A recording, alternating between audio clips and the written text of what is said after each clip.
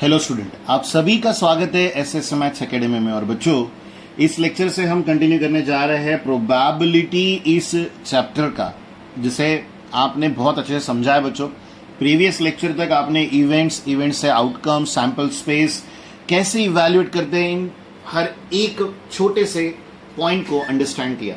बच्चों, इस लेक्चर से आप और भी आगे इस चैप्टर में डिस्कस करेंगे, जो कि है प्रोबेबिलिटी। सर बोले चैप्टर का नाम ही प्रोबेबिलिटी था, फिर एक बार फिर से प्रोबेबिलिटी क्यों आप लिख रहे हो? तो मैं एक्सप्लेन करना चाहूंगा कि अब हम probability of an event discuss करेंगे। बच्चों, प्रीवियस लेक्चर तक आपने जो अंडरस्टैंड किया, मैं रिपीटेडली कह दूं, प्रीवियस लेक्चर तक जो आपने अंडरस्टैंड किया वो प्रोबेबिलिटी ऑफ एन इवेंट का बेसिक था। Each and every single point आप कह सकते हो उन्हें सेपरेटली हमने अंडरस्टैंड किया। अब यहां से आगे बढ़ते हुए आपने अंडरस्टैंड करना है उन्हें पूरा का पूरा क्लब करके। सो हम शुरू करेंगे प्रोबेबिलिटी के मीनिंग से। सो बहुत अच्छे से यहां पर ध्यान बनाए रखिएगा और अंडरस्टैंड कीजिएगा इस कंसेप्ट को, ताकि प्रोबेबिलिटी का कोई भी न्यूमेरिकल आप आराम से सॉल्व कर सको। और एक और बार जो आपको याद दिला दूं वो है कि यही कंसेप्ट्स जो प्रोबेबिलिटी के आप अभी अंडरस्टैंड कर रहे हो, ये हमें देखने मिलेंगे हमारे 11-12 स्टैंडर्ड में। आप चाहे डिप्लोमा भी कर लो तो भी प्रोबेबिलिटी आपके सिलेबस में रहेगा। इसलिए जो अब समझ रहे हो उसे लॉन्ग टर्म के लिए समझिएगा, यानी बहुत प्रॉपर तरीके से अंडरस्टैंड कीजिएगा। So probability of an event का डिस्कशन शुरू करते हैं एक एग्जाम्पल से। कंसिडर करो, a bag contains 4 balls of the same size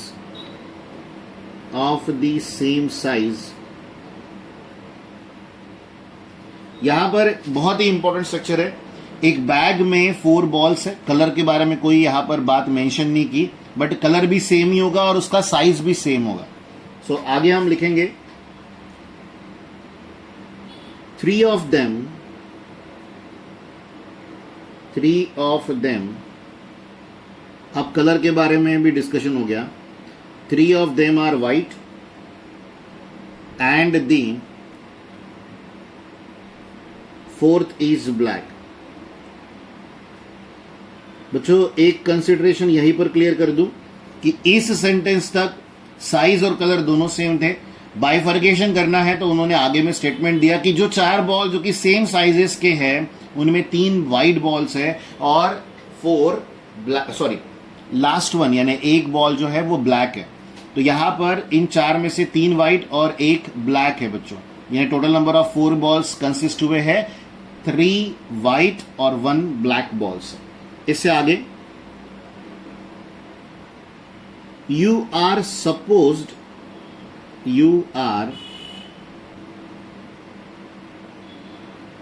supposed to pick one ball at random और वो भी बिना देखे। सो यहां पर मेंशन्ड है without seeing it। तो आगे इससे आपको जो एक बॉल निकालना है उसकी प्रोबेबिलिटी को यहां पर आपको एक्सप्रेस करने का मौका मिलेगा। तो यहां नेक्स्ट स्टेटमेंट में आएगा देन ऑब्वियसली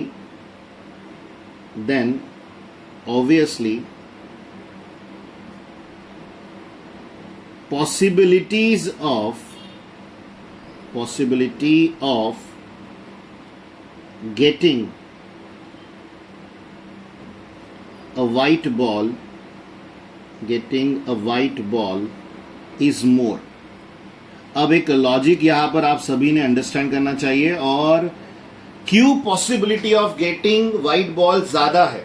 क्योंकि आपको यहां पर अंडरस्टैंड करना है बहुत ही छोटा सा कंसेप्ट। कंसिडर कर लो, आपके पास एक बैग है, हमने बैग बना लिया। इस बैग में बच्चों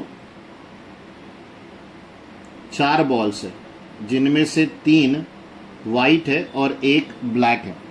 अब ये कंसिडरेशन ध्यान रखिएगा कि आपने आंखें बंद करके इस बैग में हाथ डाला और आपने एक बॉल उठा लिया और बाहर निकालने के बाद आपको देखना है कि कौन सा कलर का बॉल एग्जीक्यूट हुआ। पर सबसे ज्यादा बॉल किसके है? वाइट, इसलिए उसकी पॉसिबिलिटी भी ज्यादा है बाहर निकलने की। ध्यान रखिएगा, मैं ये नहीं कह रहा हूं कि ब्लैक बॉल निकल नहीं सकता, मैं सिर्फ इतना कह रहा हूं कि पॉसिबिलिटी, जिसे हम चांसेस कहते हैं, वो वाइट बॉल के ज्यादा है बाहर निकलने के as compare to black ball. ये पॉइंट ऑफ व्यू आपको अंडरस्टैंड करना होगा। अगर मैं यहां पर आपको n ऑफ s कहता हूं, नंबर ऑफ सैंपल स्पेस, तो बता दे कि वो 4 है बच्चों। अगर मैं नंबर ऑफ ब्लैक बॉल की बात करता हूं तो सिर्फ वो 1 है, और नंबर ऑफ अगर वाइट बॉल की बात करता हूं तो वो है बच्चों 3। तो ये बात हमेशा ध्यान रखिएगा। अभी फिलहाल इस न्यूमेरिकल के लिए बोल रहा हूं, number of black ball number of white ball यानी 1 + 3 इज इक्वल्स टू 4 आएगा, यानी नंबर ऑफ एस आ जाएगा। अगर ब्लैक बॉल की जगह कोई और कलर होता है या 2 कलर की जगह 3 कलर होते तो ध्यान रखिएगा तीनों कलर्स की एडिशन करके आपको सैंपल स्पेस पूरा मिलता। यानी हमेशा सैंपल स्पेस जितने भी इंडिविजुअल इवेंट्स वहां पर हैपेंड हो रहे हैं उनके सम करके आप बना सकते हो। बट ध्यान रखिएगा वो जिसे मैं इवेंट्स कह रहा हूं वो यहां पर कलर सेपरेशन से, सेम साइजेस है पर कलर क्या हो जा रहा है? सेपरेट हो जा रहा है। तो उस पॉइंट ऑफ व्यू में अंडरस्टैंड कीजिएगा। तो बोले सर यहां तो आपने एक एग्जांपल दिया जिसमें पॉसिबिलिटी के बारे में हमने बात की, यहां पर कहीं पर भी प्रोबेबिलिटी की बात ही नहीं आई या प्रोबेबिलिटी की डेफिनेशन हम अंडरस्टैंड ही नहीं कर पाए। तो बच्चों एक बहुत अच्छी बात होती है वो है धीरे धीरे आगे बढ़ना और स्टेप बाय स्टेप ऊपर जाना। हमेशा ध्यान रखिएगा कि हमें अगर सेकेंड फ्लोर जाना है तो ये कंपलसरी कि पहले आपको ग्राउंड फिर फर्स्ट और फिर ही सेकेंड जाने का मौका मिलेगा। आप डायरेक्टली सेकेंड फ्लोर नहीं जा सकते। वैसे ही प्रोबेबिलिटी की definition, what is probability basically, इसका आपको अगर आंसर चाहिए तो सबसे पहले पॉसिबिलिटी को अंडरस्टैंड करना जरूरी होता है। तो यहां से हम शुरू कर रहे हैं डेफिनेशन। सो बहुत अच्छे से ध्यान देके सुनिएगा प्रोबेबिलिटी एग्जैक्टली होता क्या है। यहां हम लिखेंगे in a mathematical language, when possibility of an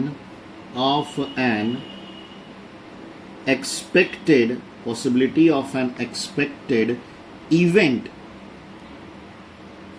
is expressed in number,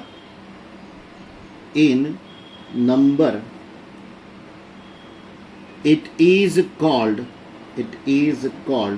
probability.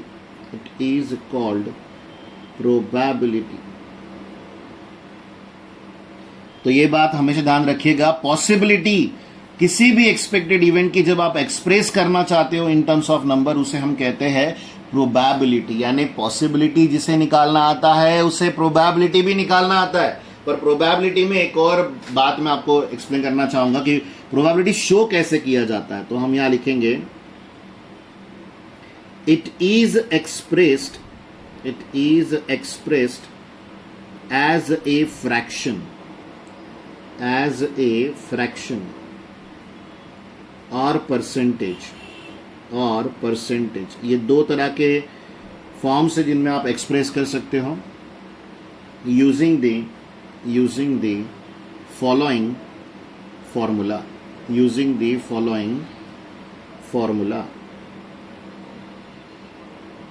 तो यहां से आगे फिर से एक प्रॉपर डिस्कशन करते हुए हम फॉर्मूला फॉर्म करेंगे, इसलिए बहुत अच्छे से ध्यान दीजिएगा इसके आगे वाले स्ट्रक्चर पर।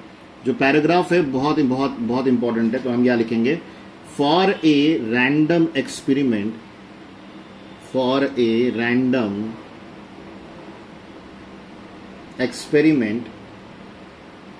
If sample space is capital S, हमेशा की तरह कोई चेंजेस नहीं है उसमें, and capital A is an expected event, then probability of A, is, देखो इवेंट ए का एक्सपेक्टेड इवेंट जो ए है वो हमारा फेवरेबल या हमारा एक्सपेक्टेड इवेंट है। बोले सर ये क्या होता है? होता है कभी कभार हमें अंडरस्टैंड नहीं होता है कि थ्योरी हमें क्या बताना चाहती। तो मैं एक प्रैक्टिकल अप्रोच बताता हूं। देखो इंडिया वर्सेस पाकिस्तान की मैच चल रही है और कॉइन टॉस होने वाला है। पहले कौन बैटिंग करेगा या पहले कौन बॉलिंग करेगा, इसका डिसीजन मेकिंग होने वाला है। तो कॉइन टॉस किया, इंडिया के कैप्टन ने हेड कॉल किया। तो ये बड़ा इंपॉर्टेंट सा यहां पर आपको कंसिडरेशन अंडरस्टैंड करना होगा कि ये उसका एक्सपेक्टेशन है। एक कॉइन टॉसिंग के एक्सपेरिमेंट में एक तो हेड आएगा या तो टेल आएगा, ये हम सब जानते हैं। तो ये हो गया हमारा सैंपल स्पेस। लेकिन इंडिया के टीम के कैप्टन ने क्या कॉल किया? हेड कॉल किया। इसका मतलब वो उसका एक्सपेक्टेड इवेंट होगा और उसकी प्रोबेबिलिटी को शो करने के लिए हम P of A, capital P of A इस तरह का एक्सप्रेशन लेते हैं। और इसका अगर हमें फॉर्मूला लिखना है तो मैं आपको बता दूं कि P ऑफ A का फॉर्मूला होगा N of A upon N of S। इसे अगर आसान शब्दों में थेरोटिकली लिखना है तो आप कैसे एक्सप्रेस करेंगे वो भी मुझसे सुन लीजिए बहुत अच्छे से। तो यहां हम लिखेंगे number of sample points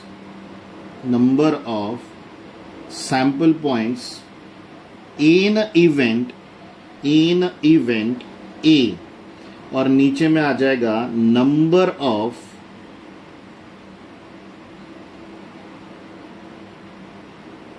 sample points in sample space, sample space. तो ये है आपका प्रोबेबिलिटी इवैल्यूएट करने का फॉर्मूला। इसे एक और तरीके से बोला जाता है, जो मैं आपको लिख कर दे रहा हूं ये आपके कंसिडरेशन में होना चाहिए। आपके बुक में नहीं है बट आपको ये बात पता होनी चाहिए। बेसिकली हमेशा एक पॉइंट याद रखिएगा कि probability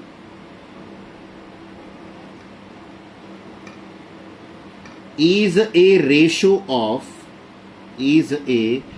ratio of number of favorable events to the total number of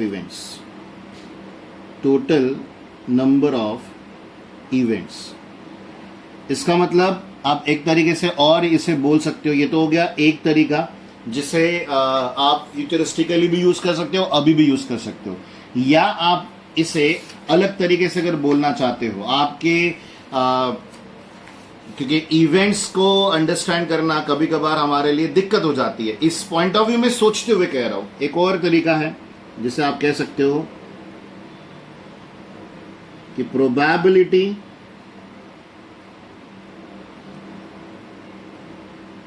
is a ratio of, I hope आपको रेशो का मतलब पता है, A/B को रेशो कहा जाता है, ये बात ध्यान रखिएगा।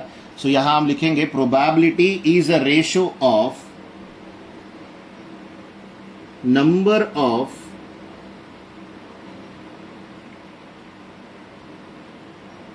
sample points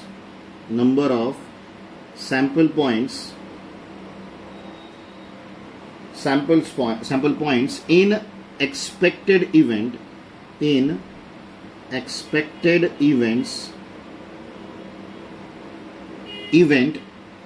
to the number of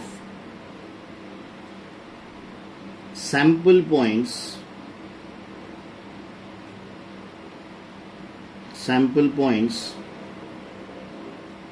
in sample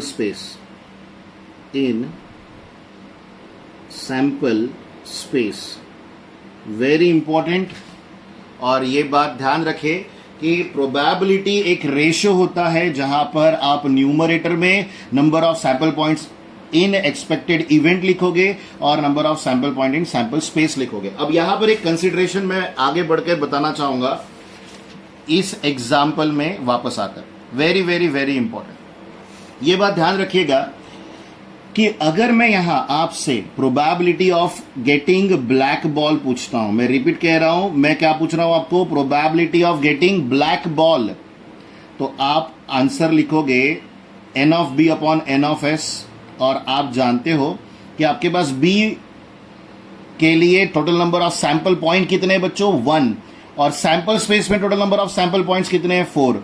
so probability of getting a black ball is 1/4। यानी जो प्रीवियस लेक्चर तक आप इवेंट्स के सैंपल पॉइंट्स को गिनकर n of a, n of b, n of c लिखा करते थे, अब उसका सिर्फ और सिर्फ आपको एक बार रेशो ले लेना है, तो उस पर्टिकुलर इवेंट का वो क्या बन जाता है, प्रोबेबिलिटी। लेकिन जैसे एग्जांपल के तौर पर अगर मैं आपको यहां पर probability of getting white ball पूछता हूं, तो n of w upon n of ac आएगा बच्चों। सैंपल पॉइंट जो है वो हमेशा जैसे कि सैंपल स्पेस जो है वो हमेशा जैसे कि वैसा ही रहेगा, वो टोटल नंबर रहेगा, ये कभी भी मिस नहीं करना है आपको। यहां पर आप 3 में से, यानी आपके पास 3 वाइट बॉल्स अवेलेबल है, तो उनमें से कोई भी एक निकाल सकते हो, लेकिन ऐसा आप टोटल नंबर ऑफ 4 बॉल्स में से कर रहे हो, तो आपको तीनों ऑप्शंस देखो। मैंने अगर ये वाइट बॉल सिलेक्ट किया तो भी मेरा कंसिडरेशन क्या हो रहा है, सक्सेस हो रहा है।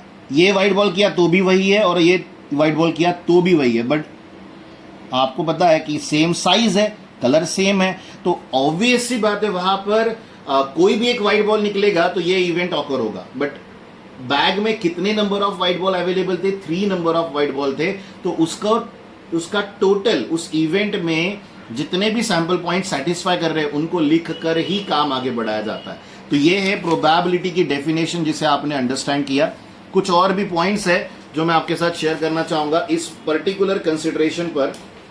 जैसे एग्जाम्पल के तौर पर आपके पास 2 ही ऑब्जेक्ट अवेलेबल है, जैसे एग्जाम्पल कंटिन्यू करता हूं, वही वाला जो हम अभी तक देख रहे थे, white ball and black ball वाला।